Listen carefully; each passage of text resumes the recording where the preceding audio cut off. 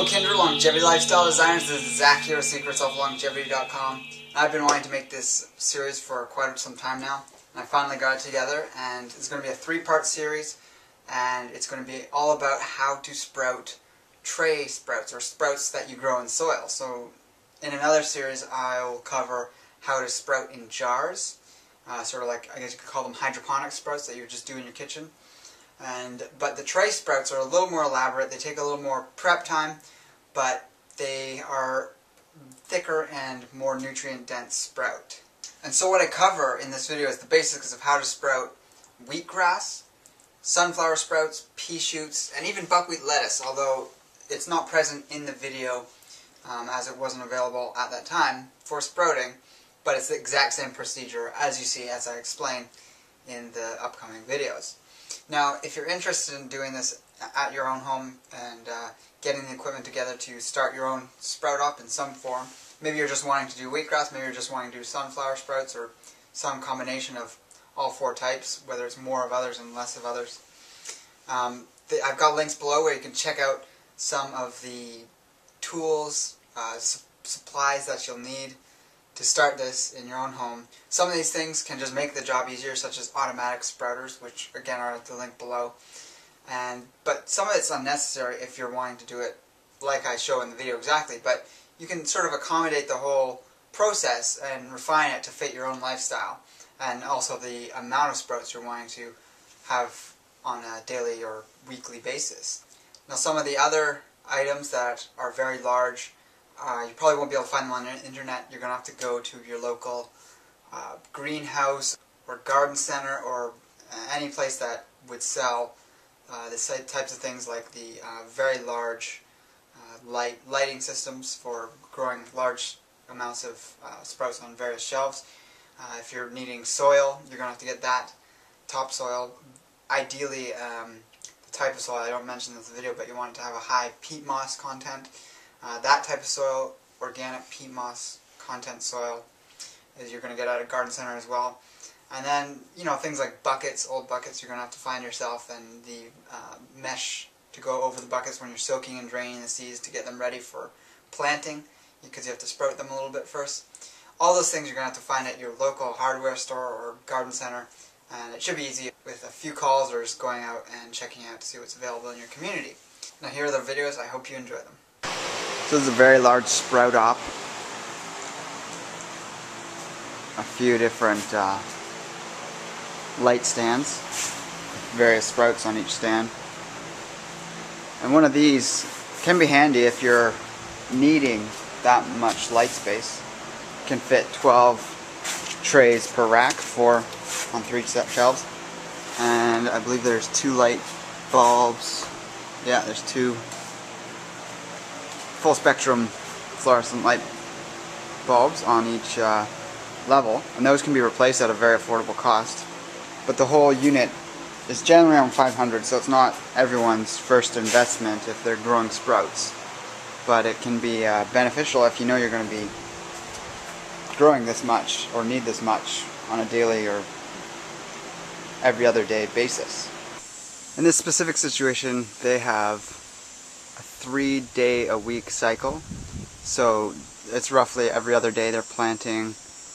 1 day a week, there's 2 days in between, so they're planting 3 days a week, and so at any one time they have 3 sets of wheatgrass out growing. This one is ready to be harvested here. That's sort of the length that you see when it's ready to be harvested. It starts to split the blade. If I were to pick out a single blade at the root, you'd see that. Here's one. You see up close how it starts to get that double blade. I don't know if you can see that. And that means it's ready to be harvested when it's just poking out there. And then these guys will be out here for another 4 days or so, getting longer, and these guys will be out here for another 2 days. So overall the wheatgrass is out here for 4 days, but it doesn't have to be out here. Of course, it's summer.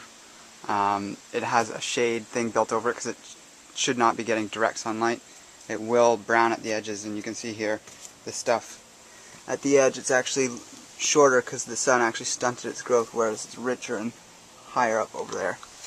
And in the winter, of course, here in Canada these would be brought inside and grown inside. It's just wheatgrass is the easiest sprout to go moldy, so it's best kept outside where there's a lot of airflow. Of course, you saw there was fans inside here, which are definitely necessary with a grow up this big. But if you just had one shelf, this one's not on, of course, but there's about 3 fans in here blowing across all these sprouts. And a fan is definitely necessary if you're growing indoors. And the bigger you are, the more fans you'll need. You'll probably need a dehumidifier if it's really humid, or you might, and in the winter you might need a heater. Of course, we've got windows, which is great for getting some airflow through on this edge as well. So the first thing you're going to do is soak the seeds that you're going to be sprouting. And as you can see, we've got speckled peas here for the pea sprouts, sunflower seeds for the sunflower sprouts, obviously, and wheat berries, hard red winter wheat for wheatgrass, specifically the hard red winter wheat, as some people find the spring wheat intolerable. And then, of course, over here we have the buckwheat, which is in the dark a bit, but you can't really see it. And it's hulled buckwheat. You need to have it with the hulls on. So it's not something you can just pick up at your health food store unless they specifically have the hulls on them. Now, when you're soaking them, you have a specific amount you need for each type. So this is by cups. So for sunflower, you have 0.85 cups per tray that you're doing. So if you wanted 4 trays, you'd do 4 times that number, and that's how much you'd need to soak to have ready in 2 days to plant. And same thing for the pea, except that it's 1.8 cups per tray dry, and then it's obviously more once it's soaked and sprouted. It's going to be a larger volume. Then the grass, it's 1.4. Buckwheat is 0.6. So it's going to vary a little bit depending on the exact seed lot and variety of seed.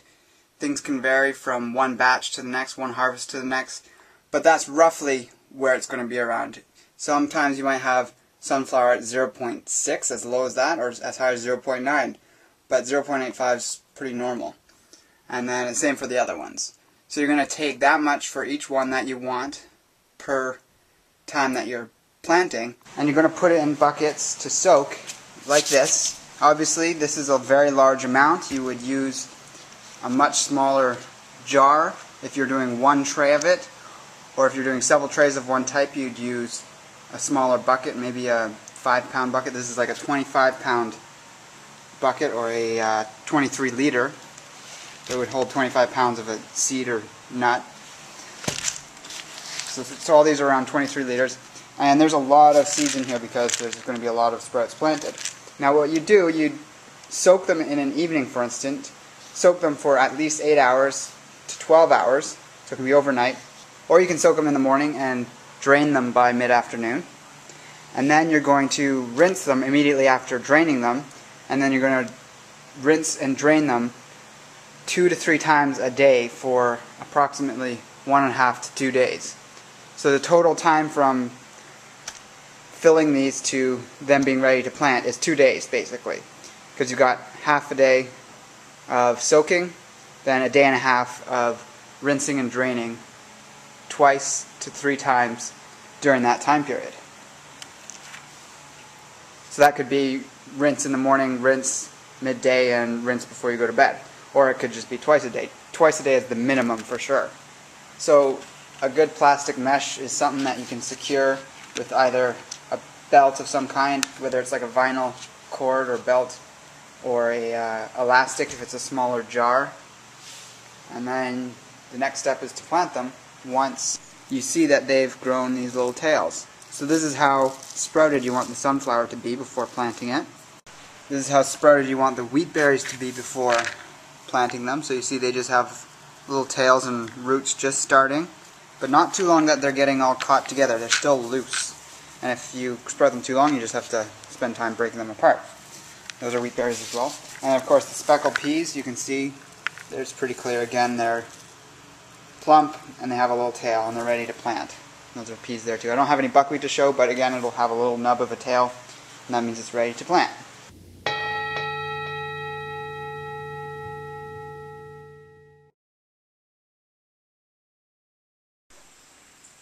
What? A fig tree in Canada?